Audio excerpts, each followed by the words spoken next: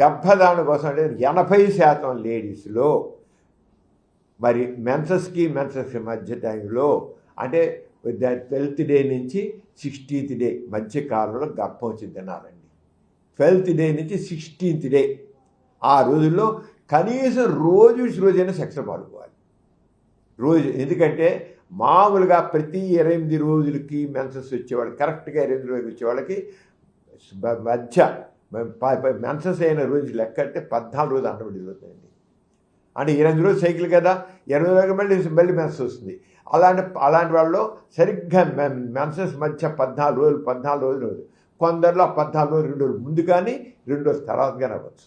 2 రోజులు ముందు కానీ అంటే 12 రోజుల నుంచి 16 రోజుల మధ్య ఎప్పుడే, కానీ సాధారణంగా 14 రోజులు అంటారు. అంటే గర్భం రావాలనుకున్న వాళ్ళు మాత్రం మెన్సెస్ అయిన నుంచి లెక్కట్టి, సపోజ్ ఏదో December 1 వాళ్ళకి మెన్సెస్ అయింది, మెన్సెస్ అయితే వాళ్ళకి ప్రతి 28 రోజులకి మెన్సెస్ అయ్యే వాళ్ళకి 14 రోజున February 14 అండం విడుదలవుతుందండి.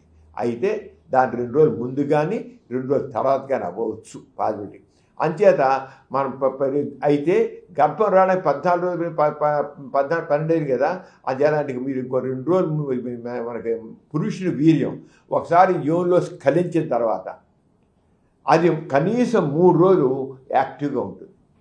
అది అండం వీడు కలిసిన 12 రోజులు మెన్సెస్ వచ్చిన 12 రోజులు కలిసి ఆవిడకి అండం విడుదల 14 రోజున విడుదలైంది. ఈ 12వ రోజున కలిసినప్పుడు వీరి కణాలు ఏవైతే యోనిలోంచి గర్భంలోకి వెళ్ళిపోయి ఫిలోపిడికి వెళ్ళాయో 14వ రోజున కానీ 15 రోజున కానీ విడుదలైనవి అండంతో కలిసి పిండం ఏర్పడుతుంది.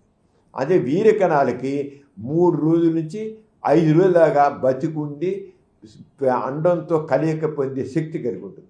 అంచేత మామూలు బెస్ట్ డేస్ మెన్సెస్ అయిన 12 రోజుల నుంచి 16 రోజుల వరకు.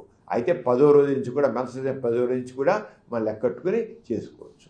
గర్భం రావడానికి మంచి పొజిషన్ ప్రత్యేకంగా లేదు. గర్భం రావడానికి వీరం యోని మార్గంలో పడాలి, యోని మార్గంలో పడి చేయాలి. అంచేత ఆ యోని మార్గంలో పడ్డాక బయటకు రాకుండా ఉండే పొజిషన్ బెస్ట్ ఏంటంటే స్త్రీ కింద పురుషుడు పైన, అది బెస్ట్ పొజిషన్. గర్భం రావాలి వెల్లికల ఎవరైతే గర్భం రావాలనుకుంటారో కింద స్త్రీ కింద ఉండాలి, పురుషుడు పైకి వచ్చి ఆ వీర్యం దాన్ని పడ్డాక అరగంట సేపు, కనీసం అరగంట సేపు లేవకుండా పడుకోవాలండి.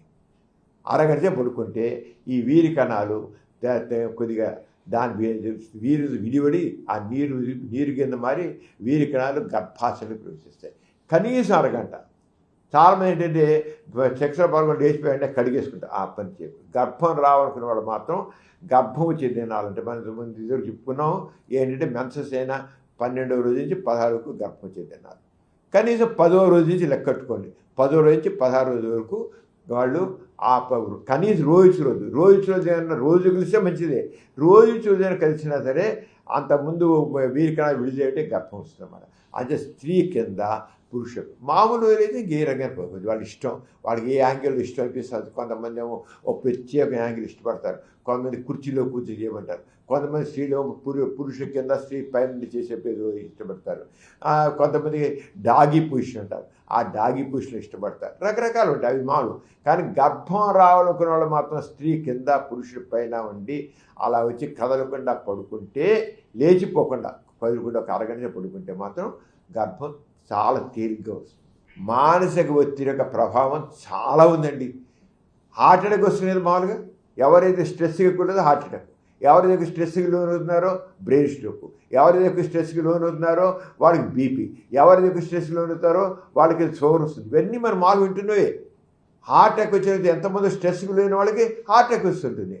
ఎందుకు అంటే వాళ్ళల్లో కార్టిజాల్ అనేది స్ట్రెస్ ఎన్హాన్సింగ్ స్టెరాయిడ్ విడుదలవుతుంది, కార్టిజాల్ అనేది. ఈ కార్టిజాల్ ఏం చేస్తుందంటే రక్తనాళాలని సంకోచింపజేస్తాయి.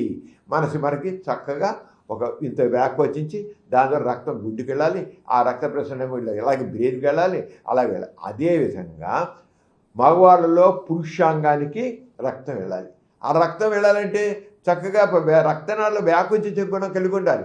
ఎవరికైతే స్ట్రెస్ ఉంటుందో వాళ్ళకి రక్తనాళాలు వ్యాకోచించవు. ఎందుకని? కార్టిజాల్ కార్టిజాల్ అనేది ఇది. అంతేకాకుండా సింపథిక్ నర్వ్ సిస్టమ్ అంటాం.